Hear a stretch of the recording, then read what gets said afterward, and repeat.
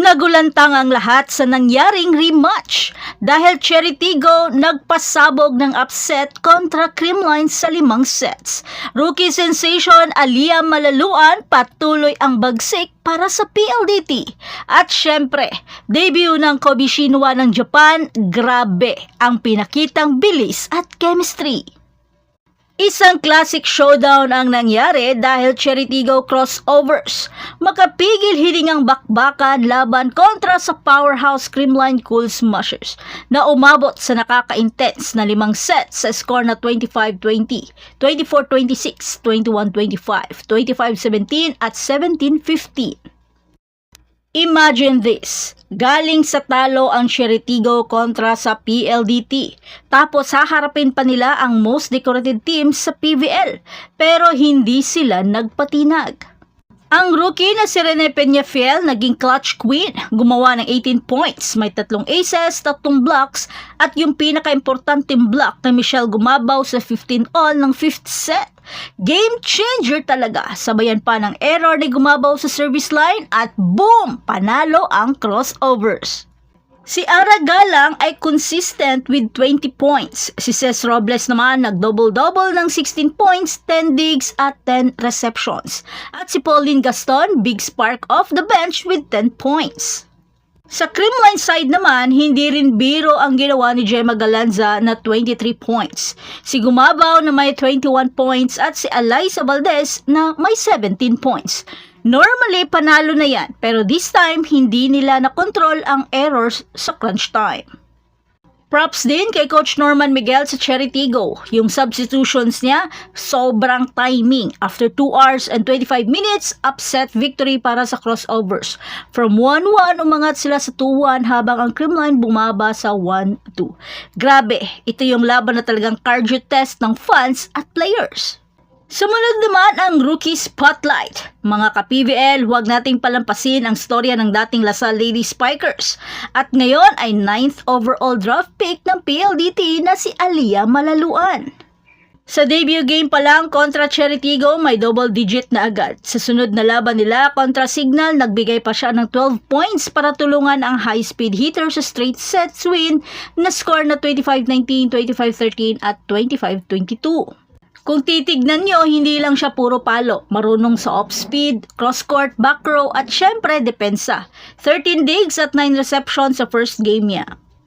Perfect timing din kasi nawala ng wing spikers ang PLDT tulad din na Erica Santos at Fiula Sibalius. Pero with Malaluan joining forces with Savi Davison, Kim Kianadi, Majoy Baron at Kath Arado, ang frontline nila parang may turbo boost. Against Signal, Davison gumawa ng 17 points. Majoy Baron nagkaroon din ng 10 points with 3 blocks. Kim Fajardo, 9 excellent sets.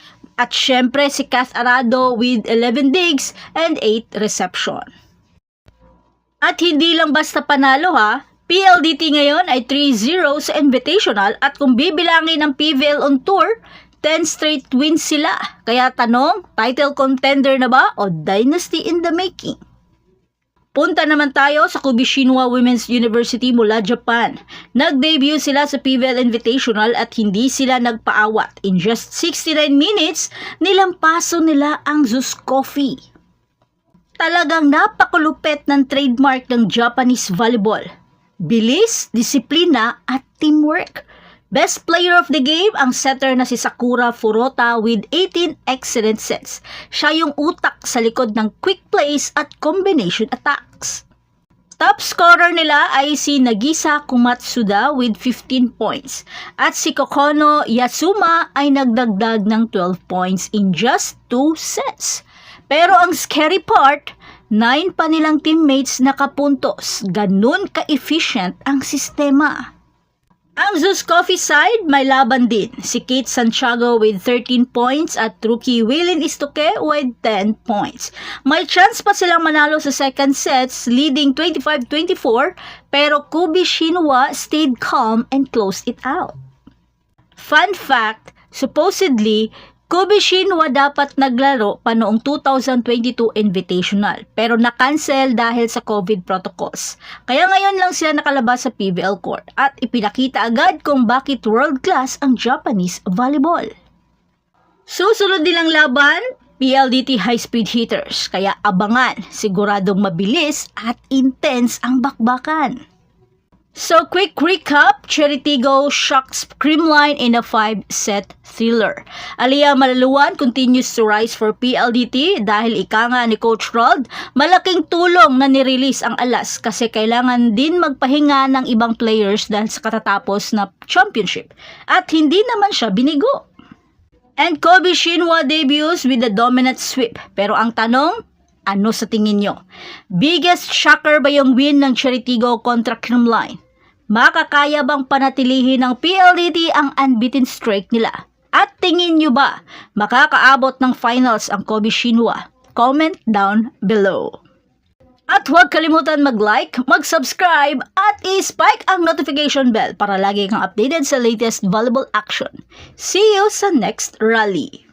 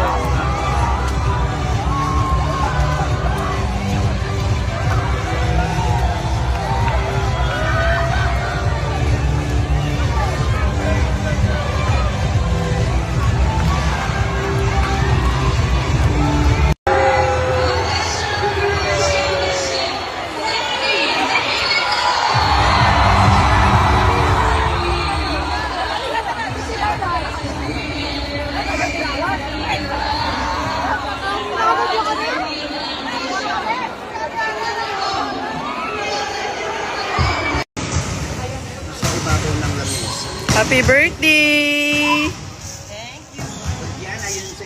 Happy birthday, chicken. Meron kasing code dito sa amin. Oh, kasi sige, sample, Kasi sample. kapag gagantuhin ko lang siya, ayaw, di ba? Green na yon. So, meron code dyan.